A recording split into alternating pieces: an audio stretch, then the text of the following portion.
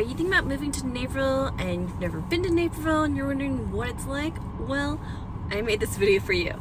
I'm Amy Pierce. I'm a local realtor. I serve western suburbs, specifically the Naperville area, as well as downtown Chicago. I make weekly videos on community information, driving tours, and videos like this one. If you like the video, hit the subscribe button. If you're looking to buy or sell in the area, also feel free to reach out. Info is below. Alright, so I made this video because we're over the holidays right now. People get together with family, people are discussing maybe moving be closer to family. I've gotten some emails from my friends saying that they know people moving from Chicago or moving from out of state.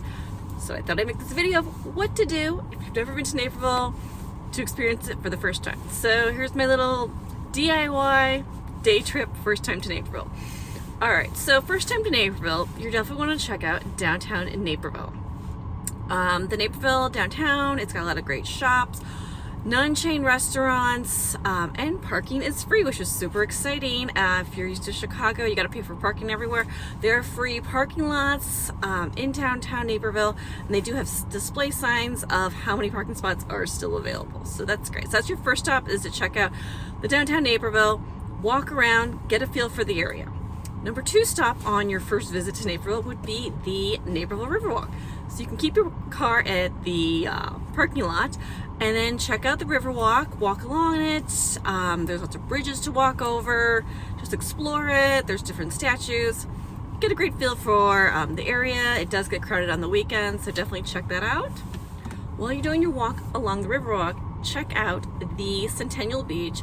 You actually might want to drive along there just to check it out. Even if it's in the wintertime, it's a very unique place. So Centennial Beach is actually an old quarry that is filled in. They call it a swimming hole. It's quite large. There's kind of a sandy area for small children. There's rafts to swim to. Really cool place. There's a membership fee, and you can do a daily rate as well to have access to the pool in the summer. No, it doesn't look the same in the winter, but it's a very unique place. Another thing to check out on your DIY tour would be the train stations. So you can see how far of a drive it is and where they're located in the town. There are two stops for the train stations. The downtown Naperville train station stop, which is on 5th Avenue, and the other train station is Route 59, which is probably more convenient if you're looking for the south side of Naperville. So I would drive to both train stations just so you can see where they're located in proximity to the downtown area.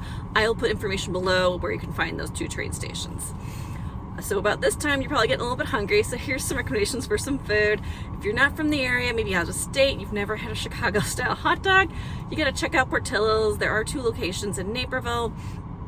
It's a fast food place, but it's kind of unique to the area. It's fast food style. If you go inside, it's like an assembly line. You can watch them make the hot dogs.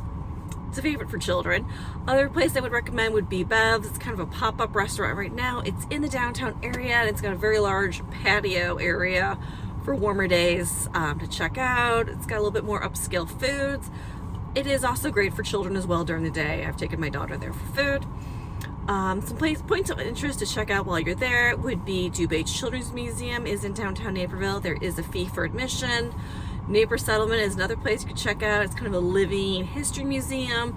Has pioneer buildings as well as Victorian age buildings. There is a fee for admission for that, but if you happen to know a Naperville resident, it is free for Naperville residents for admission to Neighbor Settlement, except for, I believe, on special event ticketed days, there is a cost you have to pay to get in.